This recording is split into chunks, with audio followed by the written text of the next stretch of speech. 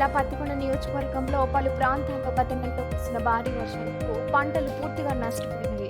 అందుకు గాను రైతులకు ఎకరాకు 50,000 రూపాయలు పంట నష్టపరిహారం ఇవ్వాలని సిపిఐ జిల్లా కార్యవర్గ సభ్యులు రాజ్ సాబ్ మరియు ఆంధ్రప్రదేశ్ రైతు సంఘం నియోజకవర్గ ప్రధాన కార్యదర్శి సురేంద్ర కుమార్, మండల కార్యదర్శి కారుమంచుల డిమాండ్ చేశారు. అలాగే పంటలు సాగు చేయుటకు 90% సబ్సిడీ కూడా ఇవ్వాలని వీరు డిమాండ్ చేయడం జరిగింది.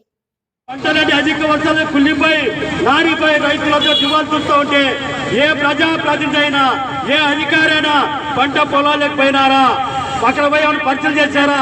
అసెంబ్లీలో అవి చర్చ చేయాలా?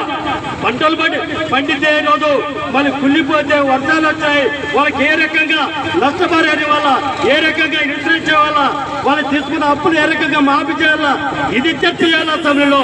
దానికోసం మీకు ఓట్లు వేసి అక్కడ అసెంబ్లీలో కూర్చోబెట్టి అక్కడ చంద్రబాబు నాయుడు పొగిడాక, పవన్ కళ్యాణ్ పొగిడాక, లోకేష్ బాబుని పొగిడాక అక్కడే మీకు టైం సరిపోతే ప్రజా సమస్యల పట్ల ఎవరు మాట్లాడతారని చెప్పాం. అందుకోసం కమ్యూనిస్టు రోడ్డెక్కి మీ వ్యవహారాలు మీరు చేస్తున్నటువంటి వ్యవహారాన్ని మళ్ళీ పబ్లిక్ లో ఓట్ల మీద ఎండగడతామని చెప్పేసి రాష్ట్ర వ్యాప్తంగా ప్రజా ఆందోళన రూపకల్పన చేస్తా ఉన్నాం.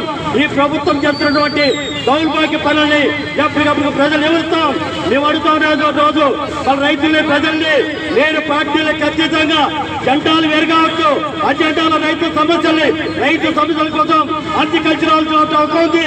మన హక్కుగా ఈరోజు పంట నష్టపరిహారం సాధించుకోవాల్సినటువంటి అవసరం ఉంది. కాబట్టి ఈరోజు అందరూ కలిసి వచ్చి ఈ ప్రభుత్వాన్ని మెడలు వచ్చి ఈరోజు ఎకరాకి 50,000 రూపాయల పంట నష్టపరిహారం ఇస్తావా సస్తావా నువ్వు చెప్పని చెప్పేసి ఈరోజు డిమాండ్ చేసేటువంటి అవసరం ఉంది. కాబట్టి ఆ పద్ధతిలో ఈరోజు ప్రజలు రైతాంగం వద్ద ఏకం కాల్చినట్టు అవుతుంది. మరి రానున్న రోజుల్లో ఇది ప్రారంభం మాత్రమే. ఈరోజు పంట నష్టపరిహారం ప్రకటించబోతే పత్తికొండ పట్టణాన్ని ఇబ్బంది చేస్తామని చెప్పేసి ఈ ప్రభుత్వాన్ని హెచ్చరిక తెలియదు.